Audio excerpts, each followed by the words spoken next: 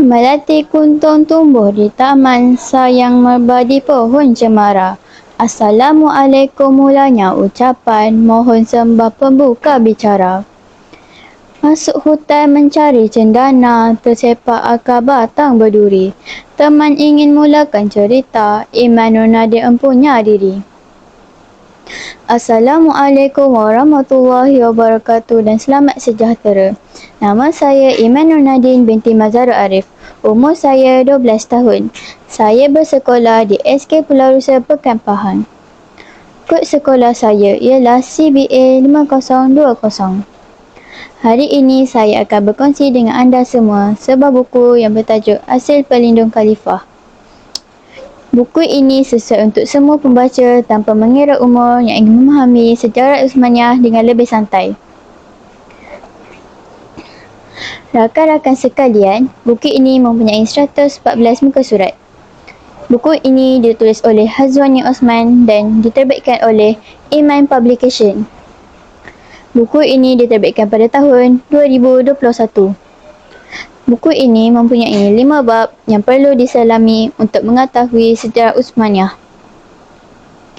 Buku ini mengisahkan Asil, iaitu seorang pemuda yang handal memasak.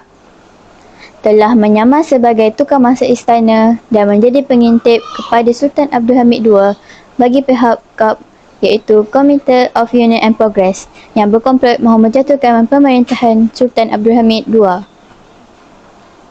Namun, apabila Asil bertemu dan mengenali sendiri kepribadian Sultan Abdul Hamid II, beliau bukanlah pemerintah kejam seperti yang dikabarkan, dan ini membuatkan Asil tertanya-tanya, mengapa ada pihak yang mahu menjatuhkan khalifah? Daulah Uthmaniyah meski makmur dan maju di bawah pemerintahan Sultan Abdul Hamid II. Ada pakatan belot yang cuba menggulingkan pemerintahan beliau.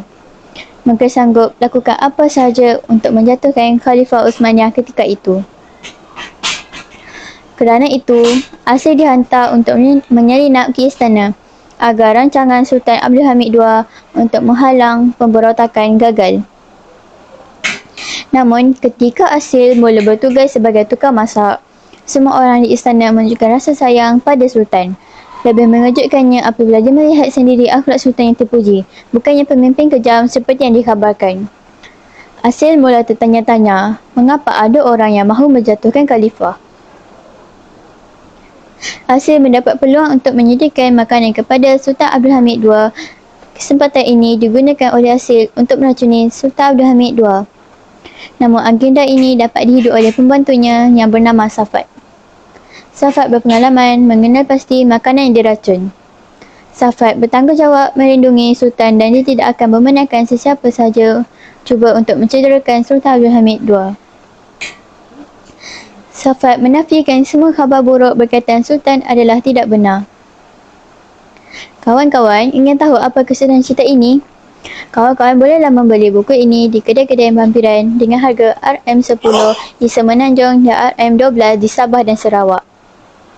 Kawan-kawan, komik Asil Pelindung Khalifah ialah komik yang mengambil inspirasi daripada sejarah sebenar, genre fiksyen sejarah.